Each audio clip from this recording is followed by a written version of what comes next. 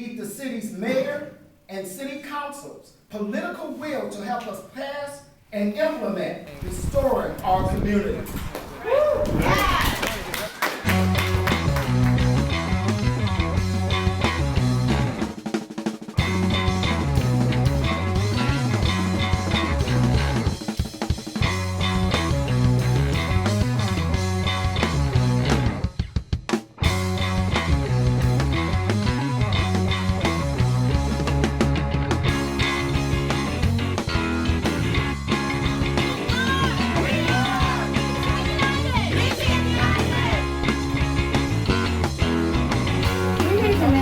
Provide information to gather and to share information among state agencies. Also, to help guide and coordinate state agencies so they can successfully serve their population.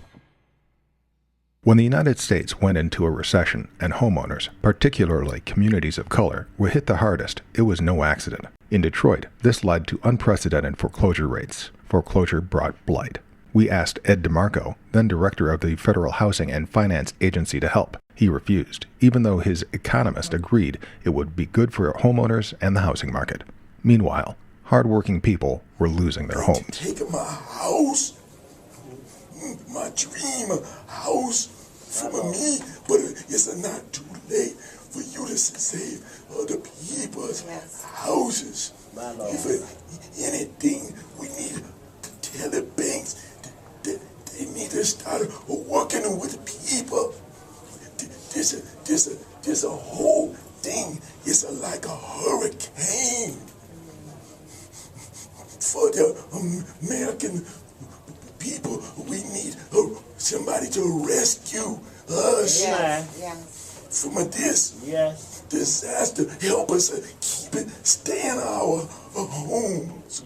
So we asked President Obama to replace DeMarco with someone who would help people save their homes. This took some work.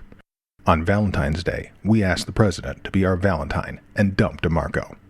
In February of 2013, 100 Michigan United members met with Senator Stabenow to ask her to publicly call for DeMarco's firing. Shortly after our meeting, Stabenow became the first U.S. senator to publicly call for DeMarco's firing. Senator Levin soon followed suit. But even this wasn't enough, so in May of last year, we went to Ed DeMarco's home in Washington, D.C. Debbie Adams, who just months earlier was fighting to save her home, brought DeMarco a pink slip. We have to stand together. We cannot do this alone. I needed help, and so does every other person in America. That's right. At some point, we are the 99%. We are the 1%. We must stand together to overthrow these injustices. We're calling on President Obama to stand with us and not with the powers that be, and remove Ed DeMarco from office. This time, President Obama heard us.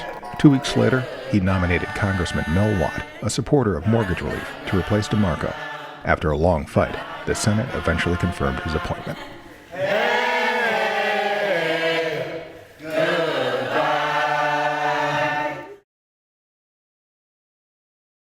Many Michigan United members are among the 11 million people that continue to live in the shadows because they are undocumented.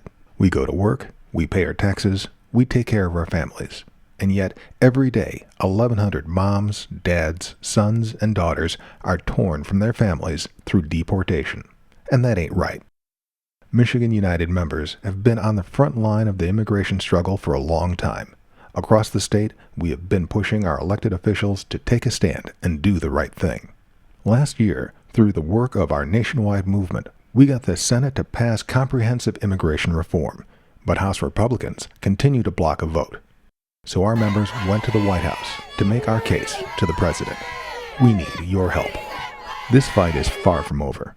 Join us June 28th as we demand immediate comprehensive immigration reform in front of the McNamara Federal Building.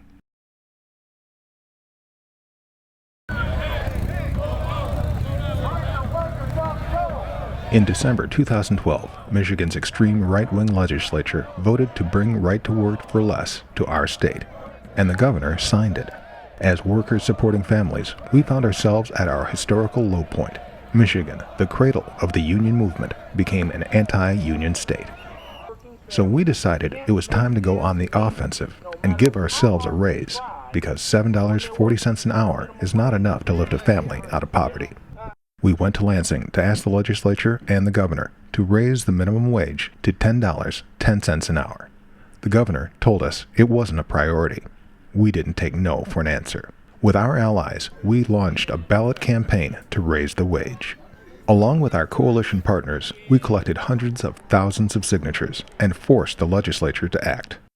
Tuesday night, Governor Snyder signed a bill that raises the minimum wage to $9.25 an hour by 2018, adjusted every year for inflation. This is not everything we wanted, but we proved that people power wins. We also learned that we have to fight for a real democracy that works for all people, or else we will always have our votes taken away.